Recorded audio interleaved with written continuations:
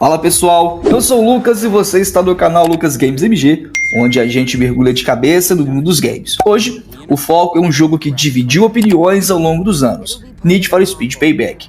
Lá em 2017, ele prometia ser um épico jogo de corrida com uma história cinematográfica e muita adrenalina.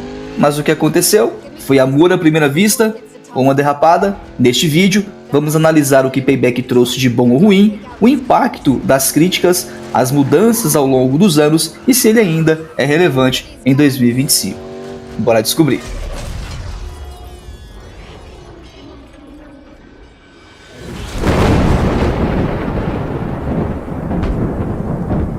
Need for Speed Payback chegou ao mercado em novembro de 2017, com altas expectativas.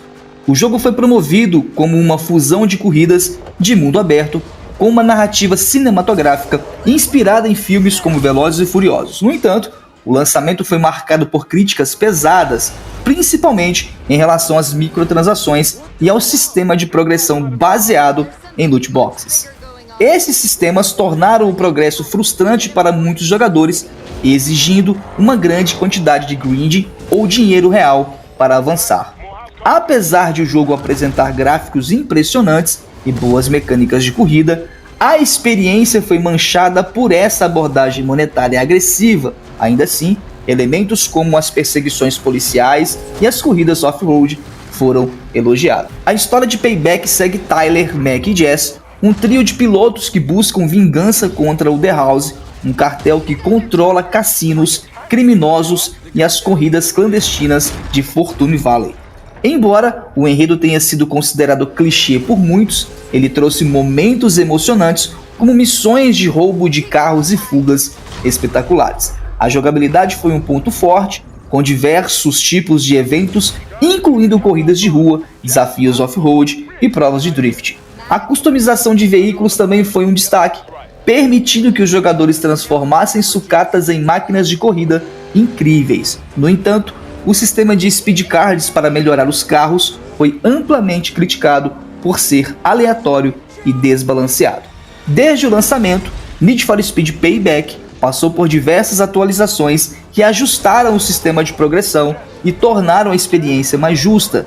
A EA ouviu parte do feedback da comunidade, reduzindo a dependência de microtransações e melhorando a distribuição de recompensas. Em 2025, o jogo ainda conta com uma base de jogadores fiéis, especialmente aqueles que gostam de revisitar títulos clássicos da franquia. No entanto, ele enfrenta uma forte concorrência de outros jogos de corrida, incluindo lançamentos mais recentes da própria série Need for Speed, como Heat e Unbound, que oferecem experiências mais modernas e polidas.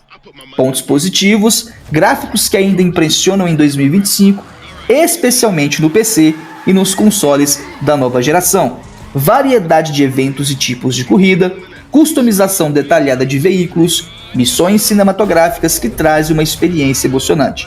Pontos negativos: sistema de speed cards ainda parece datado e pouco intuitivo, narrativa clichê que pode não agradar a todos, dependência de grinding para quem quer desbloquear tudo sem usar microtransações, mundo aberto menos interativo em comparação com outros jogos modernos. Vale a pena jogar? A resposta depende do que você procura em um jogo de corrida. Se você gosta de experiências cinematográficas, missões variadas e muita customização, Need for Speed Payback ainda tem algo a oferecer. É um jogo que brilha em momentos específicos, mas que também carrega o peso de suas escolhas de design controversas. Por outro lado, se você prefere uma jogabilidade mais fluida e um mundo aberto mais vibrante, jogos como Need for Speed Heat ou Forza Horizon 5 podem ser opções melhores. Em resumo, Payback é um bom jogo para quem quer revisitar a franquia ou busca algo diferente do que está sendo oferecido atualmente e com certeza ainda vale a pena jogar. É isso pessoal, espero ter ajudado, um grande abraço para vocês, se inscreva aí no canal, ative o sininho para receber notificações de novos conteúdos, dê like no nosso vídeo e valeu!